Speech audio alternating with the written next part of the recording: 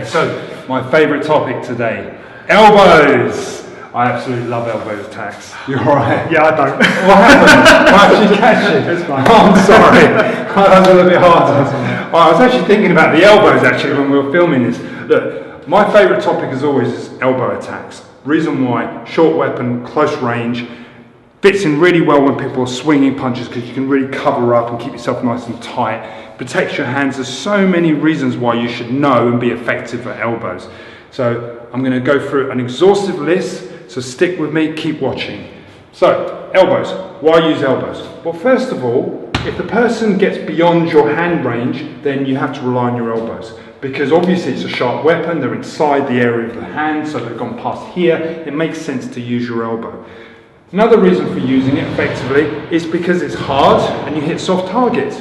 Jaw, nose, temple, even the neck, even the body to a certain degree, because you could use the point of the elbow and strike into the neck, into the clavicle, this is the clavicle by the way, into the chest, okay? You can hit the body as much as you can, it's a soft target.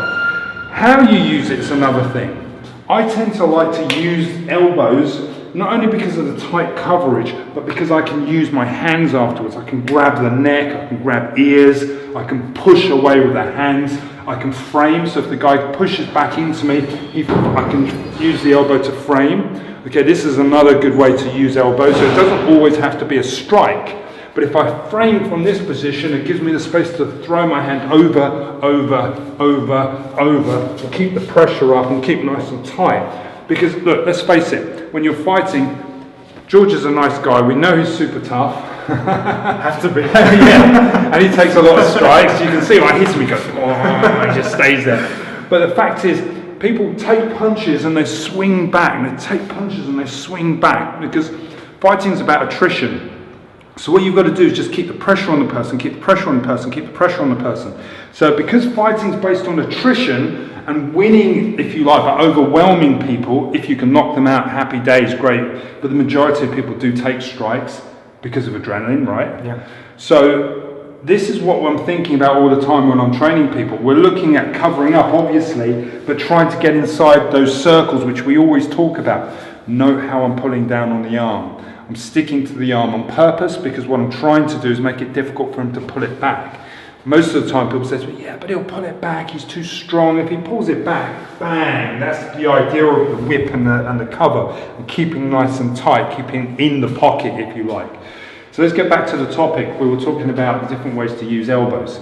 So you could use the elbow essentially as a strike, okay? You can use a push palm where you're keeping the palm off you, and when they push back, framing with the arm. So you could use it as a frame to keep the person. If you're going to frame, it's better to frame obviously across the throat. Yes, the person could be punching underneath a frame, and that's something we often talk about, but when he punches under the frame, this is the point of covering with your elbow, hitting with a fist, and then using your head, because these are the weapons that you have. Natural weapons: head, hand, fist, elbow. And if you notice what I'm doing as well when I'm doing this, so I'm jamming with my knee onto the leg. So I'm actually trying to put a lot of pressure on him. I'm trying to lever him.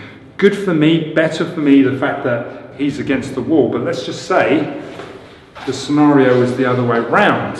Okay, I'm against the wall. Well, it's even better because I've got much more coverage. I can drag him into the wall. So it's another area where I look at elbows and training elbows and getting people to use them effectively.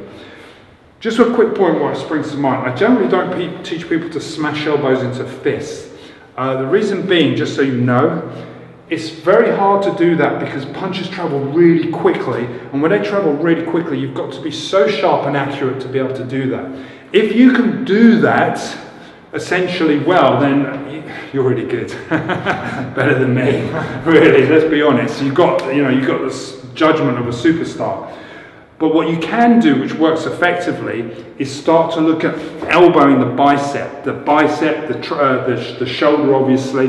If you can't reach, and this is something we sometimes say to people that are shorter, if you like, vertically challenged, as I like to call them, then if you can't reach the guy's head because the elbow's a short weapon, then you go for the next best thing, which is a bicep. and the bicep is bruising. Yeah, that hurts as well. Yeah. Because you can feel that basically. If I'm going here, I'm hitting with the bone into the bicep. But it's not so much a finishing strike. Don't think of this as hitting the arm, bang, to finish the fight. It's a boom, it's an unwind. So I hit and I unwind, I hit, unwind, hit, unwind, unwind, unwind. So it's always a flow of striking.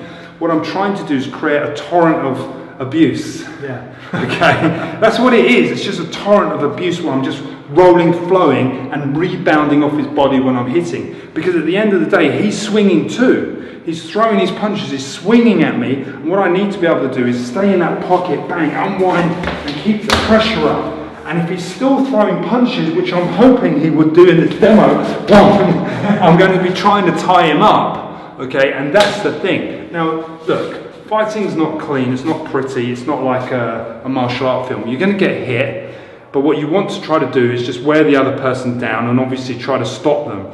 Elbows are effective for doing that. And as I said, generally you always hit soft targets. So it'll be the neck, it'll be the clavicle, it'll be anywhere that's soft and effective. But what you're not trying to do is be too fancy, hit the fist, okay, hit the elbow, and so on. Have I covered everything on the elbows? What do you like about elbows? I like the power of them and close contact as well. In fact, you can get right in there. You can get right, and you can literally, the good thing about elbows is that they're overpowering, right? And they're psychologically intimidating because you're getting in there and you're hacking away.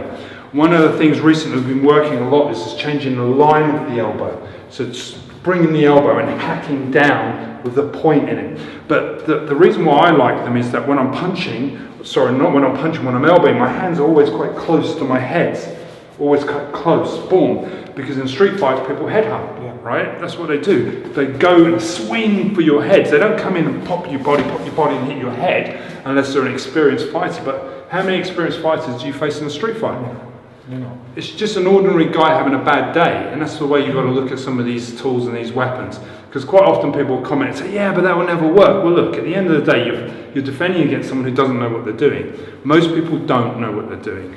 And that's what we're going to leave it on. Thanks for watching. If you've got any comments, feel free to leave them. Have a great day.